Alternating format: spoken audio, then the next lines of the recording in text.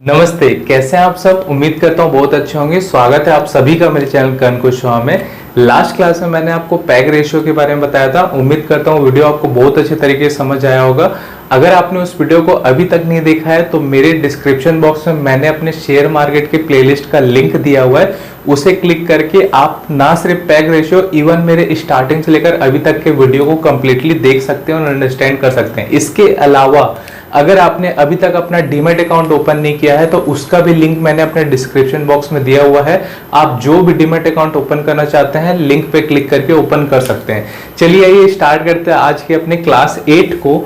और आज हम समझेंगे price to cash flow ratio. तो देखो ये जो है ना, ये मैं आपको आगे भी बता सकता था, बट क्योंकि ये पी से रिलेट है इसलिए मैं आपको पहले बता रहा हूं। और ये एग्जैक्ट मैट्रिक है किसी भी कंपनी को चेक करने का कि वो कंपनी एक्चुअल में प्रॉफिट कमा रही है कि नहीं कमा रही है। तो प्राइस टू कैश फ्लो या कैश फ्लो ना हमको ये बताता है कि कोई कंपनी एक्चुअल में कितना पैसा कमा रही है, उसके पास कैश कितना आ रहा है, इसे हम कैश फ्लो से जज करते हैं। अब मैं इसके बारे में और डीप जाऊं उससे पहले आपको एक छोटा सा एग्जांपल लेता हूं ताकि आप चीजों को अच्छे तरीके से अंडरस्टैंड कर पाओ।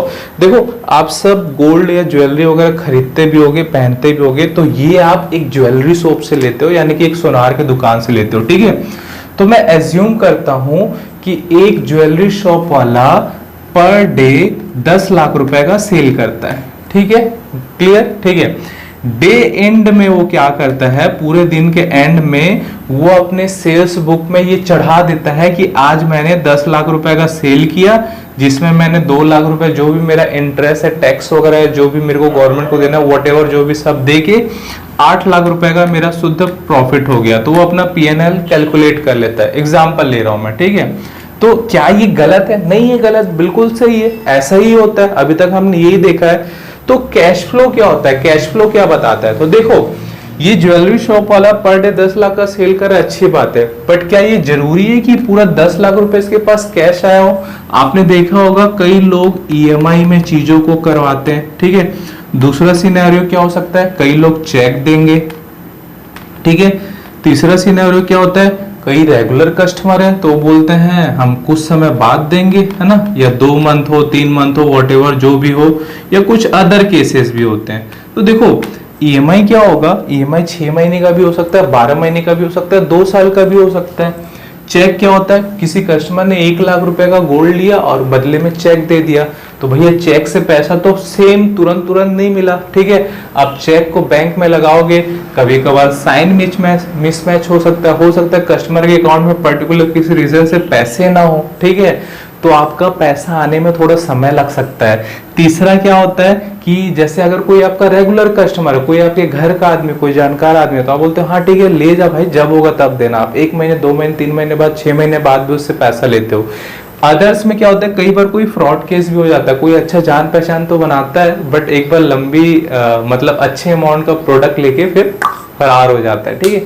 तो ये बहुत सारे केसेस होते हैं। कहने का मतलब ये है कि आप एक सोनार दुकान वाले ने ये तो दिखा दिया कि हाँ वो पर डे 10 लाख रुपए का सेल कर रहा है और उसने अपने पीएनएल में शो कर दिया कि हाँ मैं 8 लाख रुपए का प्रॉफिट कमा रहा हूं, जो कि सही है।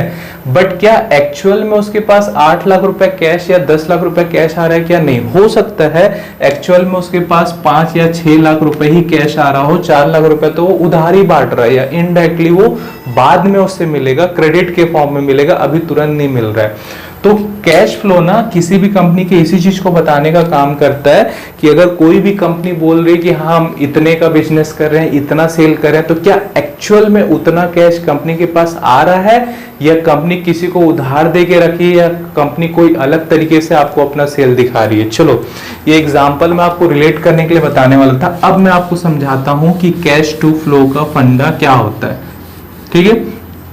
चलो आओ तो चलते हैं, समझते हैं। तो देखो हमने एक रेशियो का एनालिसिस किया था, पी रेशियो, ठीक है, और ये हमारा कैश फ्लो रेशियो, ठीक है। तो इधर मैं लेता हूं कैश फ्लो रेशियो, मैं शॉर्टकट लिख रहा हूं, ठीक है। तो पी रेशियो में हम क्या करते थे, शेयर प्राइस को डिवाइड करते थे अर्निंग पर शेयर से, और कैश फ्लो में क्या करेंगे, शेयर प्राइस को डिवाइड करेंगे कैश फ्लो से। तो हमें क्या मिल जाएगा, price to cash flow ratio मिल जाएगा। ठीक है, तो देखो ये मैं आपको एग्जांपल ले रहा हूँ, जो मैंने आपको थोड़ा सा एग्जांपल दिया वो उससे आप समझ पाओगे चीजों को। ठीक है, तो देखो पी रेशियो हमको क्या बताता है कि अगर कोई कंपनी एक साल में जितना प्रॉफिट कर रही है तो उसका कितना गुना पैसा देके उस कंपनी के शेयर को आप लेते हो, यही आपको पी रेशियो बताता है। ठीक है, तो पी रेशियो में ना हमको इसको देखना है, ईपीएस को, और जो price to cash flow ratio है ना उसमें हमको कैश फ्लो को देखना है। तो जनरली क्या होगा, जैसे मैंने आपको थोड़ी देर पहले एग्जांपल दिया कि अगर कोई कंपनी अपने शेयर में से पर शेयर बेच के 5 रुपए का प्रॉफिट अर्न कर रही है, आप किसी भी कंपनी को देखोगे ना, आप किसी भी कंपनी, किसी भी बैंक, किसी भी कंपनी के स्टॉक को ले लो तो वहां पे ना नीचे ना आपको ईपीएस मिल जाएगा। तो अगर किसी कंपनी का ईपीएस 5 दिख रहा है, चलो मैं मानता हूं 10 दिख रहा है, 10 का मतलब क्या होता है कि कोई कंपनी अपने शेयर में से पर शेयर के पीछे 10 रुपए कमा रही है, अच्छी बात है। बट सेम केस पे अगर आप इस कंपनी का कैश फ्लो देखोगे ना तो ये 10 नहीं दिखेगा, या तो ये आपको 7 दिखेगा, 8 दिखेगा, या आपको ज्यादा भी दिख सकता है, 11, 12 भी दिख सकता है। मतलब एक्चुअल में ये जो बोल रही है पर शेयर 10 रुपए कमा रही है, एक्चुअल में नहीं कमाती, कैश इसके पास कुछ कम आता है, क्योंकि हो सकता है कंपनी ने कुछ ट्रांजैक्शन ऐसा किया हो जो कंपनी को कुछ समय बाद मिले। तो ये आपको देखना बहुत जरूरी है। अगर कंपनी बोल रही है कि वो पर शेयर 10 रुपए कमा रही है और उसका कैश फ्लो 8 है, 9 है, तो 0.512 का डिफरेंस समझ आता है, बट बहुत ज्यादा डिफरेंस है तो यहाँ पे थोड़ा सा दिक्कत है, इसको आपको आइडेंटिफाई करना बहुत ज्यादा जरूरी है। चलो अब समझते हैं नेक्स्ट। ठीक है,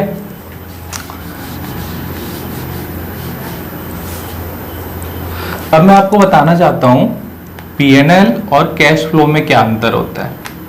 ठीक है, तो देखो जो पीएनएल है ना, प्रॉफिट और लॉस स्टेटमेंट बताता है। ठीक है, जैसा कि मैंने अभी थोड़ी देर पहले एग्जांपल से बताया, अगर कोई कंपनी बोल रही है कि वो साल का 100 करोड़ का प्रॉफिट कर रही है, अच्छी बात है। या अगर कोई कंपनी बोल रही है कि पहले साल उसने 10% का प्रॉफिट किया, दूसरे साल 20%, तीसरे साल 30%, बहुत अच्छी बात है, वो कंपनी अपना प्रॉफिट कर रही है। बट सेम सिचुएशन पे आपको कंपनी का कैश फ्लो भी देखना है कि अगर कंपनी प्रॉफिट कर रही है तो क्या कंपनी एक्चुअल में उतना कैश जनरेट कर पा रही है। क्योंकि आपने स्कैम बहुत सारे सुने होंगे, बट आपने एक रिसेंटली नहीं, आपने एक स्कैम सुना होगा, सत्यम स्कैम। तो सत्यम स्कैम में क्या हुआ था, अपने पीएल को उन्होंने मैनिपुलेट करके बहुत ज्यादा सेल दिखाया था, ऐसा स्कैम हो सकता है। अब देखो पीएनएल में क्या हो सकता है कि सपोज आपको अपना प्रॉफिट दिखाना है, तो आपने किसी दोस्त को या आपने किसी और मेंबर को बातचीत करके सेटिंग करके अपना प्रोडक्ट तो सेल कर दिया, तो आपका सेल दिख गया, प्रॉफिट दिख गया, और उसके बाद आपने वो प्रोडक्ट को वापस ले लिया, आपने उनसे पैसा लिया ही नहीं, बस आपने दिखाने के लिए, ट्रांजैक्शन करने के लिए सेल कर दिया। ठीक है, हम कई बार आप इस चीज को रिलेट कर पा रहे होगे, अगर आप कहीं भी जॉब करते हो, बैंक में जॉब करते हो, किसी भी सर्विस में जॉब करते हो, तो कई बार आप अपने फैमिली मेंबर को कोई सर्विस भेज देते हो या अकाउंट ओपन करवा देते हो या कुछ करते हो, ये दिखाने के लिए कि हमने प्रोडक्ट को सेल कर रहा है। सेम चीज इस पीएनएल में हो सकता है। मतलब अल्टीमेटली मैं कहना ये चाहता हूं कि जब कोई कंपनी अपना पीएनएल शो करती है तो वहां पे वो उस चीज को मैनिपुलेट कर सकती है, यानी कि बढ़ा चढ़ाकर दिखा सकती है। बट कैश फ्लो स्टेटमेंट वैसा नहीं होता, क्योंकि कैश फ्लो स्टेटमेंट आपका वही होगा जितना पैसा आपके पास आ रहा है।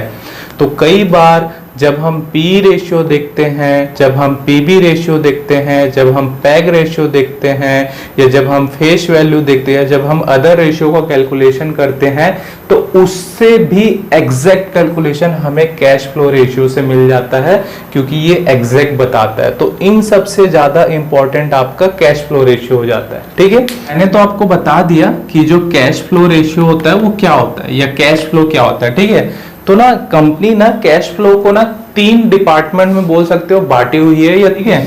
तो ना इसका जो पहला होता है ना वो होता है फाइनेंस। ठीक है, तो इसको बोल सकते हैं कि कैश फॉर फाइनेंस, या कैश फ्लो फॉर फाइनेंस, या फाइनेंस कैश फ्लो, अब जो भी बोलो। तो ना कैश फ्लो का जो पहला टाइप होगा ना, एक्चुअली ये थर्ड टाइप है, मैं आपको लास्ट इसलिए बता रहा हूं क्योंकि आपको मैं कुछ चीजें रिलेट कराना चाहता हूं। तो फाइनेंस क्या होता है, देखो किसी भी कंपनी का फाइनेंस क्या होगा, कोई भी कंपनी का फाइनेंस का मतलब ये होता है, अगर कोई कंपनी अपने शेयर इशू कर रही है, ठीक है, अगर कोई कंपनी अपने शेयर इशू कर रही है, ठीक है, या कोई कंपनी अपने लोन का रीपेमेंट कर रही है, कोई कंपनी अपने डिविडेंड इशू कर रही है, कोई कंपनी लोन लेना चाह रही है तो ये सब कंपनी के फाइनेंस आते हैं जो कि उसके कैपिटल स्ट्रक्चर को रिप्रेजेंट करते हैं।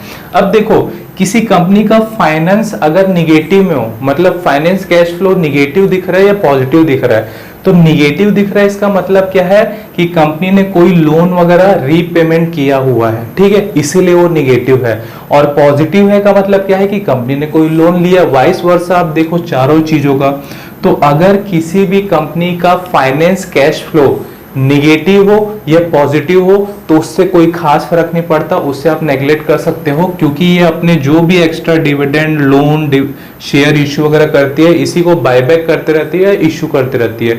तो जब बायबैक करेगी तो ये आपको पॉजिटिव कैश फ्लो दिखेगा, जब इश्यू करेगी तो आपको निगेटिव कैश फ्लो दिखेगा, तो इसे आप नेगलेक्ट कर सकते हो, ठीक है। जो दूसरा होता है ना उसे हम बोलते हैं इन्वेस्टिंग, तो इसे बोलते हैं कैश फॉर इन्वेस्टिंग या फिर इन्वेस्टिंग कैश फ्लो। तो देखो इन्वेस्टिंग का मतलब क्या होता है, इन्वेस्टिंग को ना फिक्स एसेट भी बोलते हैं, इन्वेस्टिंग को फिक्स एसेट भी बोलते हैं। यानी कि अगर कंपनी को अपना एक्सपांशन करना है, अपने आप को बड़ा करना है, या कंपनी को अपना नया ब्रांच ओपन करना है, तो उसे लैंड्स, प्रॉपर्टीज वगैरह की या अदर चीजों की जरूरत पड़ेगी, ठीक है। तो इन चीजों के लिए क्या करती है ना कंपनी, खरीदती है। तो देखो इन्वेस्टिंग केस पे क्या होगा, अगर कंपनी किसी लैंड, प्रॉपर्टी, बिल्डिंग से अदर चीज को खरीद रही है या प्लांट या मशीनरी को खरीद रही है अपने प्रॉपर्टी को बड़ा करने के लिए, ठीक है, तो इसका जो इन्वेस्टिंग कैश फ्लो है ये आपको निगेटिव दिखेगा, ठीक है। सेम इसके वाइस वर्सा क्या होगा, अगर आपको कंपनी का इन्वेस्टिंग कैश फ्लो पॉजिटिव दिख रहा है, इसका मतलब कंपनी ने अपने किसी एसेट को सेल किया है, अपने किसी प्रॉपर्टीज को या बिल्डिंग को सेल कर दिया, तो ये पॉजिटिव दिख रहा है। तो यहाँ पे क्या ये अच्छा है या बुरा, देखो यहाँ पे भी आपको उतना मेजर इशू नहीं है, लेकिन अगर कंपनी का इन्वेस्टिंग कैश फ्लो बहुत ज्यादा पॉजिटिव है तो यहाँ पे आपको ये देखना पड़ता है कि क्या कंपनी मजबूरी में तो अपने एसेट नहीं बेच रही, या कंपनी ने अपने ऐसे एसेट तो नहीं बेच दिया जो बहुत लंबे समय से उसके लिए यूजफुल हो रहा था, या कंपनी किसी मजबूरी में उसको बेची हो। तो ये आपको चेक करना पड़ेगा जब आपको इन्वेस्टिंग कैश फ्लो बहुत ज्यादा पॉजिटिव में दिखे। चलो अब जो आते हैं इसका फर्स्ट, या आप बोल सको जैसा मैं बता रहा हूं थर्ड जो मेन है, ठीक है। अब ये होता है, इसको शॉर्टकट में CFO बोलते हैं, मतलब कैश फॉर ऑपरेटिंग, या आप ऐसा बोल सकते हो ऑपरेटिंग कैश फ्लो। तो ये जो ऑपरेटिंग कैश फ्लो होता है ना, ये daily day to day life में किसी भी कंपनी के यूज होने वाले कैश फ्लो में से आता है, ये सबसे मेन है। ये दो आप साइड बोल सकते हो, ये आपका सबसे मेन होता है। तो इसमें आपका क्या आता है, इसमें आपके आते हैं मैन्युफैक्चरिंग, ठीक है, फिर आपका क्या आएगा, सेल्स आ जाएगा, आपका क्या आ जाएगा, मार्केटिंग आ जाएगा, ठीक है, फिर आपकी क्या आ जाएगी, हायरिंग आ जाएगी, एटसेट्रा। तो देखो किसी भी कंपनी का जो ऑपरेटिंग कैश फ्लो है ना वो हमेशा पॉजिटिव होना चाहिए, क्योंकि कंपनी अपने रोजमर्रा के समय में जो भी मैन्युफैक्चरिंग करती है प्रोडक्ट का, ठीक है, जो भी अपने प्रोडक्ट को सेल्स करती है, सेल्स को बढ़ाने के लिए जो भी मार्केटिंग करती है, या जो भी हायरिंग करती है, स्टाफ को उन्हें पेमेंट करती है, ये सारे ऑपरेटिंग कैश फ्लो से करती है। तो किसी भी कंपनी का ऑपरेटिंग कैश फ्लो का पॉजिटिव होना बहुत ज्यादा जरूरी है। आप ये समझ लो कि अगर किसी कंपनी पॉजिटिव होने का मतलब क्या है, उस कंपनी के पास कैश सफिशिएंट है ताकि वो मैन्युफैक्चरिंग, सेल, मार्केटिंग या हायरिंग इन सारों का काम कर सके। अगर कंपनी का ऑपरेटिंग कैश फ्लो निगेटिव है, दैट मीन्स क्या है, कंपनी अपने प्रोडक्ट को निगेटिव है, मतलब वो मैन्युफैक्चरिंग कुछ काम ही नहीं कर सकती, तो आप उस कंपनी पे ट्रस्ट नहीं कर सकते। वो हो सकता है वो कर्जे में डूबी है या और कर्जा ले अपने आप को चलाने के लिए, कई डिफरेंट केसेस पे ऐसे हो सकते हैं, ठीक है। तो ये जो है ना, ये कैश फ्लो के 3 डिफरेंशिएशन होते हैं जो मैंने बता दिया। आप किसी भी कंपनी के अगर कैश फ्लो रेशियो में जाके देखोगे ना तो आपको 3 दिखेगा, finance cash flow, investing cash flow और ऑपरेटिंग कैश फ्लो। तो अक्सर फाइनेंस और इन्वेस्टिंग कैश फ्लो आपको माइनस में दिखता है क्योंकि कंपनी बेचते खरीदते रहती है, लेकिन जो ऑपरेटिंग कैश फ्लो है वो हमेशा पॉजिटिव होना चाहिए। अगर निगेटिव है मतलब उस साल कंपनी कर्जे में है या पर्टिकुलर किसी लॉस में है। तो जब हम इन तीनों को टोटल करते हैं तो हमें नेट कैश फ्लो मिल जाता है, ठीक है। जब आप फाइनेंस, इन्वेस्टिंग और ऑपरेटिंग कैश फ्लो को टोटल करते हो तो आपको नेट कैश फ्लो मिल जाता है, ठीक है। अब देखो यहाँ पे मैं आपको एक चीज बताना चाहूंगा कि इसका अभी तक आप क्या समझे हो कि अगर किसी कंपनी का कैश फ्लो पॉजिटिव है दैट मीन्स वो अच्छा है, अगर किसी कंपनी का कैश फ्लो निगेटिव है दैट मीन्स वो अच्छा नहीं है। डेफिनेटली आपने सही समझा है, बट बोलते हैं ना कोई भी चीज 100% परफेक्ट नहीं होता, तो हर चीज के कुछ एक्सेप्शन होते हैं। दैट मीन्स क्या होता है, जैसे आप देखोगे, जैसे इंफ्रास्ट्रक्चर कंपनी हो गई, अगर मैं बात करूं L&T की, ठीक, अगर मैं बात करता हूं L&T की, तो L&T को आप सब जानते होंगे लेस्बियन एंड टर्बो कंपनी है। जैसे आपने स्टैच्यू ऑफ यूनिटी देखा होगा जो कि अहमदाबाद गुजरात में है, तो उसको L&T कंपनी ने ही बनाया है, ठीक है, उसका कंस्ट्रक्शन उन्होंने किया है। तो देखो ये कंपनी ऐसी होती है ना कि अगर ये अपना काम कर रही है ना तो इनको तुरंत पैसा नहीं मिलता, इनको 6 महीने 1 साल 2 साल बाद मिलता है, क्योंकि इनका प्रोजेक्ट ही लंबा लंबा होता है। तो अगर कोई कंपनी आज काम कर रही है और इससे पैसा 1 साल 2 साल बाद मिल रहा है तो इसका कैश फ्लो आपको हमेशा निगेटिव दिखेगा। तो निगेटिव दिख रहा है इसका मतलब ये नहीं है कंपनी खराब है। तो कुछ ऐसे एक्सेप्शंस होते हैं जहां पे आपको चीजों को सेक्टर वाइज भी या सेगमेंट वाइज भी देखना पड़ता है कि एक्चुअल में वो कंपनी क्या काम करती है, ठीक है।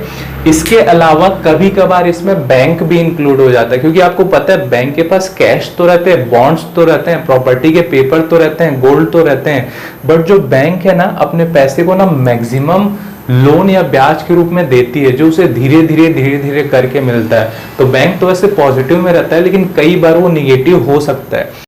अच्छे से रिलेट कर पाए तो मैं आपको इसको लाइव दिखाता हूँ। इसके लिए मैं स्क्रीनर ऐप यूज़ कर रहा हूँ, आप देख सकते हैं ये मेरा स्क्रीनर ऐप है, ठीक है। मैं स्क्रीनर ऐप को इसलिए ओपन कर रहा हूँ क्योंकि इसमें आपको कोई सब्सक्रिप्शन लेने की ज़रूरत नहीं पड़ती। डेफिनेटली आपको 100% फ्यूचर तो नहीं देगा, बट आपको जितना ज़रूरत है उतना डेफिनेटली देगा। मैं नहीं चाहता कि आप अपना एक भी पैसा वेस्ट करो, ठीक है। तो यहाँ पे ना जैसे कि मैंने आपको कैश फ्लो का एग्जांपल दिया, किसी भी कंपनी का हम ऑपरेटिंग कैश फ्लो देखते हैं क्योंकि उसका फाइनेंस और इन्वेस्टिंग कैश फ्लो उतना ज़्यादा इम्पैक्टफुल नहीं होता, ठीक है। तो अगर आप एक रेगुलर कंपनी को लोगे जो कंटिन्यूसली प्रॉफिट कर रही है लाइक FMCG वगैरह, तो उसका आपको कैश फ्लो हमेशा पॉजिटिव ही मिलेगा। जैसे एग्जांपल के लिए मैं ITC लेता हूँ, ठीक है। ITC आप सब जानते होंगे, ठीक है। तो अगर ITC का अगर मैं बात करूँ, मैं यहाँ पे कलर चेंज कर देता हूँ, ठीक है। अगर मैं ITC के शेयर की प्राइस करूँ तो देख सकते हो आप 425 रुपये इसका शेयर चल रहा है। अगर आप यहाँ पे नीचे आओगे तो देखो इसका जो EPS दिख रहा है आपको, ठीक है, इसका जो EPS दिख रहा है वो दिख रहा है 16 रुपये 4 पैसे का। मतलब कंपनी पर शेयर के पीछे 16 रुपये 4 पैसा कमा रही है, ऐसा वो अपने प्रॉफिट एंड लॉस स्टेटमेंट में बता रही है, ठीक है। अगर आप इसके कैश फ्लो की बात करो ना तो ऊपर आपको साइड में आना है, तो आप देख सकते हो बैलेंस शीट के बगल में ये आपको कैश फ्लो दिख रहा है, यहाँ पे आपको क्लिक करना है, ठीक है।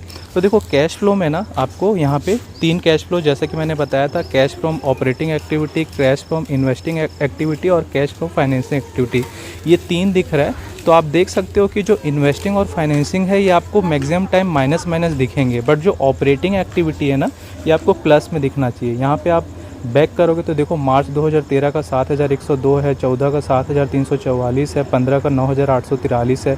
वैसे अगर आप मार्च 2024 का देखोगे तो 17179 है। तो यहाँ पे इस कंपनी ने कभी भी अपने ऑपरेटिंग एक्टिविटी कैश फ्लो को निगेटिव नहीं दिया है। इसका मतलब क्या है कि ये कंपनी के पास हमेशा कैश रहते हैं, मतलब ये जो बताती है कि ये पर शेयर के पीछे जितना कमा रही है उतना इसके पास आ रहा है। इसका कोई भी कैश ऐसा नहीं है जो कि उधारी पड़ा हुआ है या किसी कस्टमर से लेना है या ये फर्जी कैश शो कर रही है, वॉटेवर, जो भी, ऐसा कुछ नहीं है।